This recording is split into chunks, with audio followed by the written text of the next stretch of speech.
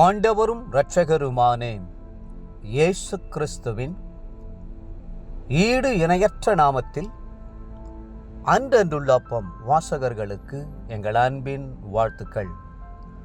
2026 ஆண்டு ஜூலை மாதம் 19ஆம் தேதி ஞாயிற்றுக்கிழமைக்குரிய தீன தியானம்.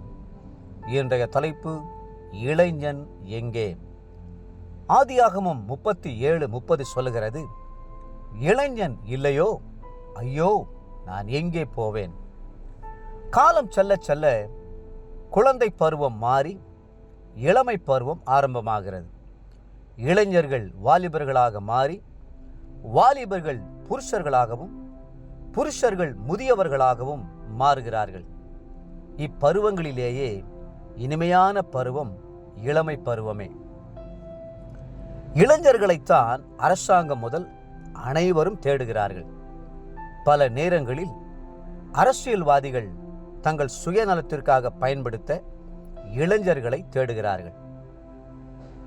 சாத்தான் இளம் வயதிலேயே சிறுவர்களை தன் வலைக்குள் கொண்டு வந்து நாசம் பண்ண முற்படுகிறான். அவன் எப்படியெல்லாம் முயற்சிக்கிறான் பாருங்கள். இன்று பள்ளிகளுக்கு அருகிலேயே சில கயவர்கள் நின்று கொண்டு மாணவர்களுக்கு போதை மருந்தை இலவசமாக தந்து அவற்றுக்கு அடிமையாக செய்கிறார்கள். தங்கள் வியாபாரம் செழித்து பலன் தர வேண்டும் என்பதே அவர்களது திட்டம். இதன் காரணமாகத்தான் இன்றைக்கு அநேக வாலிப பருவத்திற்குள் வருவதற்கு முன்பே போதைப் பொருளுக்கும் கஞ்சாவுக்கும் மதுபானத்திற்கும் சிகரெட்டுக்கும் அடிமையாகி விடுகிறார்கள். இதை பார்த்து கர்த்தர் அங்கலாய்க்காமல் இருப்பாரோ? அவர் உள்ளம் பரிதபிக்காமல் இருக்குமோ? யோசேப்பு இளைஞனாக இருந்தபோது அவனுடைய சகோதரர்கள் அவனை பாழும் குழிக்குள் தூக்கி போட்டார்கள். பின்பு எகிப்திற்கு செல்லும் வர்த்தகரான மீதியானிடம் விற்று போட்டார்கள். யோசேப்பின் மூத்த சகோதரனாகிய ரூபனுக்கு இது தெரியாதாகையால் குழிக்கு அருகிலே வந்து தன்னுடைய தம்பி அங்கே இல்லாததால் இளைஞன் இல்லையே, ஐயோ நான் எங்கே போவேன் என்று புலம்பினான். கர்த்தர் இளைஞர்களை நேசிக்கிறார். வேதம் சொல்லுகிறது, இஸ்ரவேல் இளைஞனாய் இருந்தபோது நான் அவனை நேசித்தேன், எகிப்திலிருந்து என்னுடைய குமாரனை வரவழைத்தேன். ஓசியா 11:1. அடிமைத்தனமான எகிப்திலிருந்து கர்த்தர் இளைஞர்களை மீட்க விரும்புகிறார்.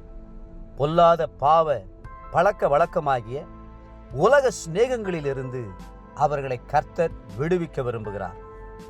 ஒரு இளைஞன் சந்திரரோகியாய் பிசாசின் பிடியில் அகப்பட்ட போது தகப்பன் அந்த இளைஞனை கிறிஸ்துவண்டை அழைத்து கொண்டு வந்தான். ஆண்டவரே, என் மகனுக்கு இரங்கும், அவன் சந்திரரோகியாய் கொடிய வேதனைப்படுகிறான், அடிக்கடி தீயிலும் அடிக்கடி ஜலத்திலும் விழுகிறான் என்று கெஞ்சினான். மத்தேயு 17:15. இயேசு மனதுருகி பிசாசை அதட்டின போது உடனே அது அவனை விட்டு புறப்பட்டு போயிற்று. அந்த நேரமே அந்த இளைஞன் சொஸ்தமானான். தேவப்பிள்ளைகளே, உங்கள் குடும்பத்தில் உள்ள இளைஞர்களை கர்த்தருக்கென்று அர்ப்பணியுங்கள். அவர்களை கிறிஸ்துவண்டை வழிநடத்துங்கள். அன்றைக்கு தன்னண்டை வந்த இளைஞர்களை அரவணைத்து ஆசீர்வதித்த தேவன் உங்கள் பிள்ளைகளையும் அரவணைத்து ஆசீர்வதிப்பார். இன்றைய நினைவிற்கு யாத்ராகமம் 10:9.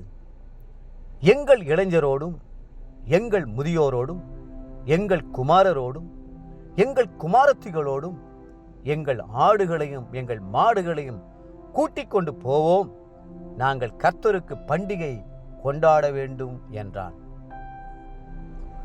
இன்றைய வேத வாசிப்பு காலை சங்கீதம் 23, 24 மற்றும் 25ஆம் அதிகாரங்கள்.